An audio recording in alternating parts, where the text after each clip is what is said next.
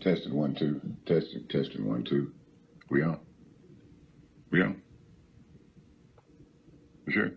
Okay. Hey, this is the resistance. We have food and water, and we have shelter. If you're out there, meet us out by the farthest creek when the sun sets to the east. But you be angry at yourselves for not cultivating a mindset to help our own people. Be angry that our ancestors didn't fight hard enough to keep us off of slave ships. Be angry at the traitors among our people that helped us get on slave ships. Be angry at what you didn't do for your communities. Be angry that you didn't feed your women and children. Be angry that you didn't cultivate the other mindset to build any business or economics to rise the people up. Be angry at that. Don't be angry at white folks for taking over what you didn't want. Be angry that you couldn't protect it. And again, this is a resistance.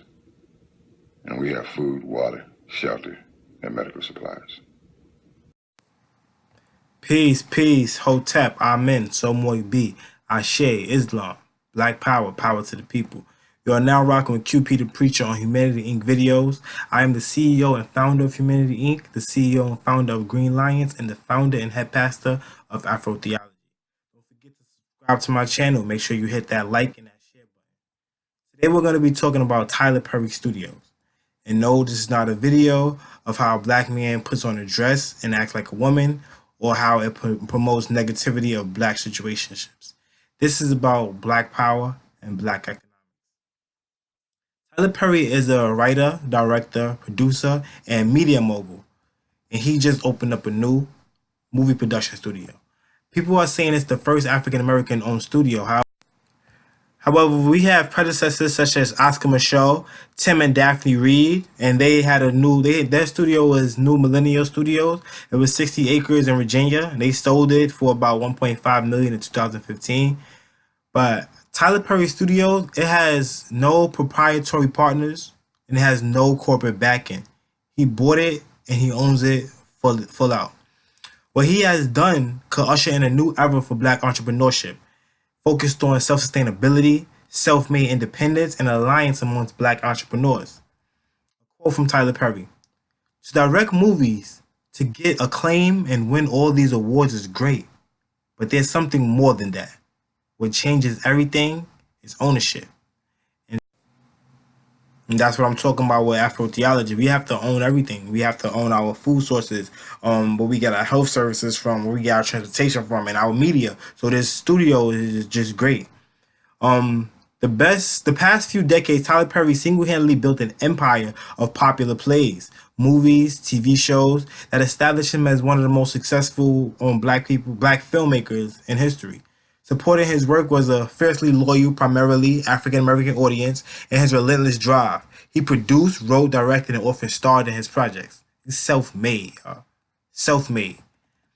And he had, by his unwavering determination to maintain ownership and creative control of his brand.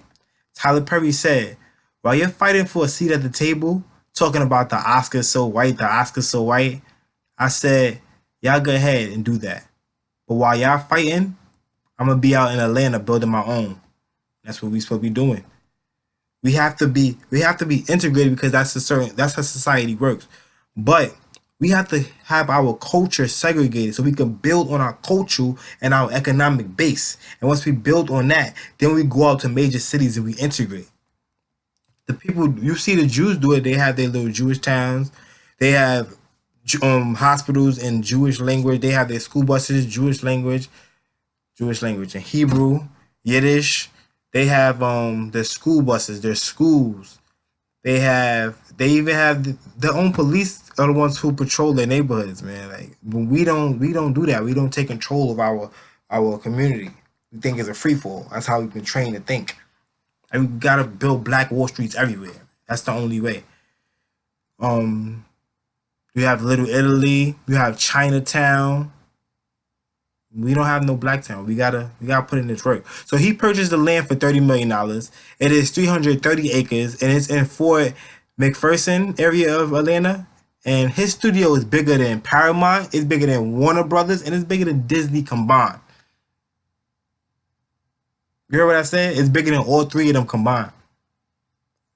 And just for him doing that and him building his own studio, 330 acres, that shows that what I'm talking about, building our own community, building Black Wall Street, is most definitely possible. And our minds, we can't really envision it because we don't have something to look at. But if you could see what he did, all things are possible. He invested about 250 million in it. Um, Fort McPherson, it used to be a Confederate army base, so black people used to be oppressed there. Soldiers were plotting to kill and kidnap black people. Soldiers was fighting to keep black people enslaved, and now it's owned by a black person.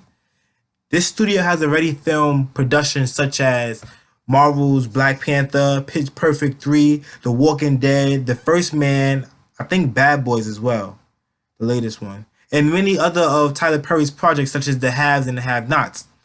And he wants to include a 6-lane highway running along the entire back of the property that could be used for filming. And while I'm studying on Tyler Perry Studios, all I keep thinking about is our own community, our own city, our own society. That's all I keep thinking about. Because that's exactly what it is. 330 acres, a couple thousand people, a couple thousand black people.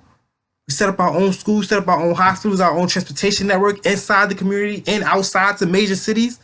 Like, come on, man. If you just study what he did right now, that tells you it could be done. It could be done. Study Dr. York. He did it in Atlanta, Georgia. Study Elijah Muhammad. He did it in Harlem, New York. It could be done, man. Study Marcus Garvey. He has his own ship, man. Own bank. Like, come on. Now, y'all not... You gotta wake up, man. He also built the back. He also wants to build backlots, restaurants, while also eventually holding tours for the members of the public. The same thing we could do with our society as well. By him simply building this movie studio, it basically shows that we can build our own communities in our own cities. And it is our divine right, and it was our historical right. We brought civilization to this entire planet. And this planet is very motherfucking uncivilized right now. We got some work to do. Tyler Perry said, I want this to be a self-sustaining place where companies could come here and they don't have to leave. Same thing with our black community. We won't have to leave. Yeah, we will leave. You know, we want to go see the world. We want to go to other cities, other communities. You know, we want to vacation different places, but we won't have to leave our community though. Everything will be there, and no, we won't have to give up all the fancy stuff. You know, black people make cell phones too. Black people have cell coverage too. We don't have to give all that things up. We can have it on our own. The opening of Tyler Perry Studios is a turning point for an alliance among black entrepreneurs and other black leaders who hold influential powers and platforms. It means that it could be a beacon for black directors, actors, producers, and entrepreneurs to look up to. We will have more control over our images that we see on TV and in the movies. And we could be the change that we actually want to see, that we want our kids to look up to. The future, our future. I often think of Hollywood and Nollywood and Bollywood. And I think to myself, yo, why don't we have that? We have everything that we need in this country to do that on a major schedule. Why don't we have that? So I'm very appreciative for him doing this, even if it doesn't promote the images that I want. For a black man to simply get this done, it actually showed us that shit can be done. Just like Obama. I don't agree with Obama, but just for a black man to become president of the president of the United States of America, it shows that black people can get shit done. The studios will be able to give a lot of black people jobs. The city of Atlanta has previously released a report outlining projections of 3,900 to 8,300 jobs at the Perry Studios. I don't know how many of those jobs are actually black folks, but I know that I'll be getting notifications to apply. So if I don't even live in Atlanta, I live in Connecticut. I'm on the East Coast, Northeast. I'm on the Northeast, but I get applications to apply. So I'm pretty sure a lot of other people get notifications to apply as well. So apply, get on it. Especially if you live down south, get on it, man. Get on it. If you have certain expertise that you may need, Market yourself. Get in there. Over about just about 10,000 jobs. That's what we supposed to be doing. That's what we supposed to be doing. Then Dr. Clark ended to say that, right? He said, build businesses, employ your own people. Telling my son the other day, like if you look outside, well, not in this community, but the old community that we lived in the Bronx, if you look outside in my community, there's no black-owned stores. I said, yo, I told him, son, like, I want you to understand the war that we in right now. All right? Yeah, Malcolm X, Martin Luther King, they may be dead, but that doesn't mean that we free. We still at war. Right now, though, it's an economic war. It's economic warfare. I said, look outside. Well, we pointing to each store going up and down the block. So I said, that beauty salon right there, who is it owned by? The Spanish people. Yeah, it's owned by Dominicans. Now Dominicans, they may be black, but stereotypically, majority of them don't see them. Well, the majority of them in New York or America, they don't see themselves as black. We went next. The pizza shop is owned by Mexicans. They don't see themselves as black. The next one, African market, is owned by Africans. They don't always see themselves as black in America. The next one, 99-cent store, is owned by Palestinians. They don't see themselves as black. The next one is owned by Arabs from Yemen. They don't see themselves as black. You see what I'll keep going. The next one is a barbershop. It's owned by Africans and Haitians. They don't always see themselves as black Americans either. The next one, owned by a Chinese man, is a bodega. Well, it's a store. It's a corner store, but we call it bodegas in New York. Then the next one, another bodega. It's owned by the Yemenis. You go across the street, and you got the laundromat. The laundromat owned by Chinese people. The Chinese people already have their kids working in there. Then we go to the next one. The next one, I think is an Italian guy. He owns a dry cleaners. Then you go to the next one. Well, it actually was a club. It turned into a church now. Go figure. And then you had one of the only black businesses in our community, which actually was a barbershop. He passed away like 3 months ago. That business is gone. And I told my son, I said, look at all of these. I said, son, our people can't hire you here. You understand that? Like, we can't get you a job here. Like, if something happened to me, who go protect you? There's nobody look out for you. Like, this is the economic war that we in. This is why I always teach my kids. We have to own and control. We have to buy land. We have to produce. We have to develop. That's what I'm trying to teach you. I'm trying to get this message out. You look outside, you will see warfare. I play Monopoly with my kids every time I get them. I show them this is the board. This is the way the world works. You gotta own and control. You gotta own and control. And we mix up the rules a little bit too. We playing team Monopoly. We play group Monopoly. Then we be betraying each other so we could get the. Man, we getting that work, yo. Gotta teach them. Gotta teach them. But yeah, labor is a big part of it. Dr. Claude Anderson said, create our own jobs, create our own businesses, employ our own people.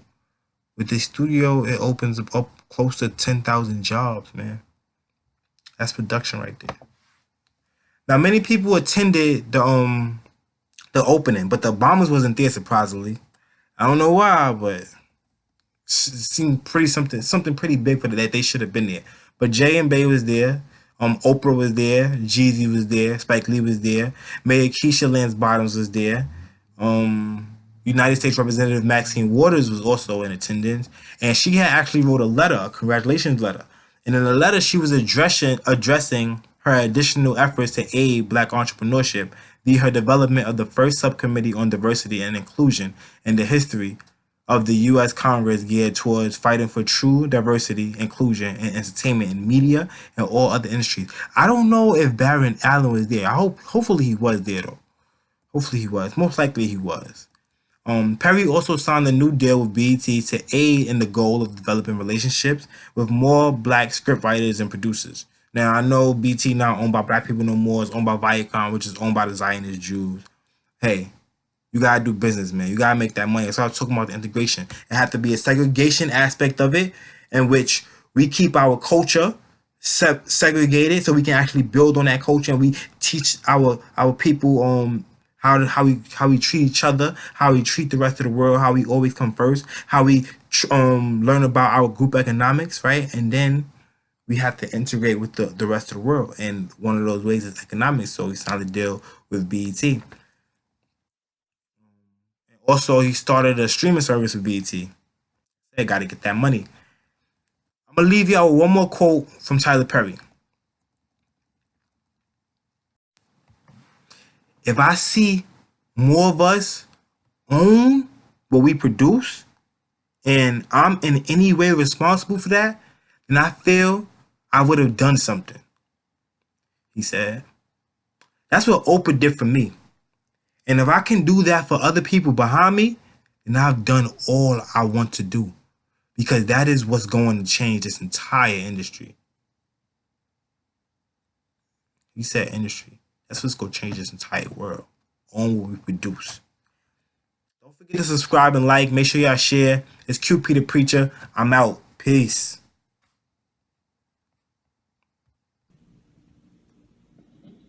Testing 1 2. Testing 1 2. We on? We on? You sure? Okay. Hey, this is the resistance. We have food and water, and we have shelter. If you're out there, meet us out by the farthest creek when the sun sets to the east. But you be angry at yourselves for not cultivating a mindset to help our own people. Be angry that our ancestors didn't fight hard enough to keep us off of slave ships. Be angry at the traitors among our people that helped us get on slave ships. Be angry at what you didn't do for your communities. Be angry that you didn't feed your women and children. Be angry that you didn't cultivate the other mindset to build any business or economics to rise the people up. Be angry at that. Don't be angry at white folks for taking over what you didn't want. Be angry that you couldn't protect it. And again, this is a resistance. And we have food, water, shelter, and medical supplies.